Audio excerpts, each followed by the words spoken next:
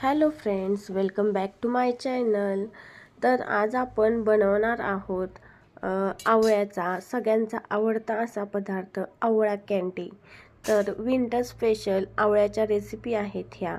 तर ह्या बनायलाच पाहिजेत आपल्या घरी सुद्धा।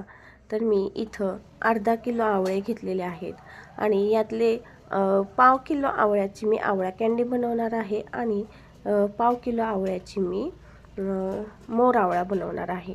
तर फ्रेंड्स पहा, इथं मी आवळे वाफवून घेतलेले आहेत आणि हे छान असे वाफवले की त्याच्या पाकळ्या सेपरेट व्हायला लागतात।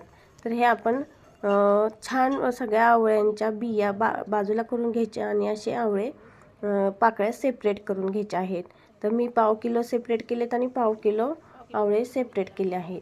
तर याच्यामध्ये मी गुळाचा वापर करणार आहे। तर आपल्याला इथं मिक्सरला बारीक करून घ्यायचे आहेत आवळे। त्याच्यामध्ये मी आलं पण टाकून घेतलेलं आहे। थोडंसं आलं टाकायचं आणि हे छान अशी फाईन पेस्ट बनवून घ्यायची आहे। एका कढईमध्ये 2 चमचे तूप घालायचे आहे आणि त्याच्यामध्ये ही पेस्ट आपल्याला टाकून घ्यायची आहे। हे छान परतून घ्यायची आणि त्याच्यामध्ये जेवढे आवळे घेतलेले आहेत तेवढाच गूळ घ्यायचा साधारणपणे, कारण का टेस्टला छान बनते कँडी।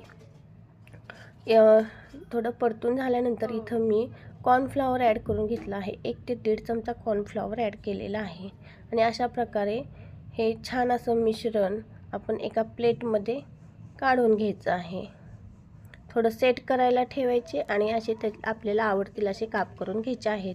परत हे काप आपल्याला हे वेगवेगळ्या शेपचे जे कँडीज आपण तयार करून घेतले आहेत थोड्याशा पिठी साखरमध्ये घोळवून घ्यायच्या आहेत।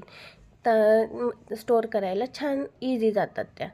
हे पहा फ्रेंड्स, मी अशा कँडीज ह्या सगळ्या बनवून घेतल्या आहेत। थोडे चौकोनी आकार आहेत आणि थोडे राऊंडेड शेप आहेत। तर कशी वाटली ही रेसिपी तुम्हाला नक्की सांगा। एअरटाईट कंटेनरमध्ये छानपैकी स्टोअर करून ठेवा। Thank you for watching. Bye bye.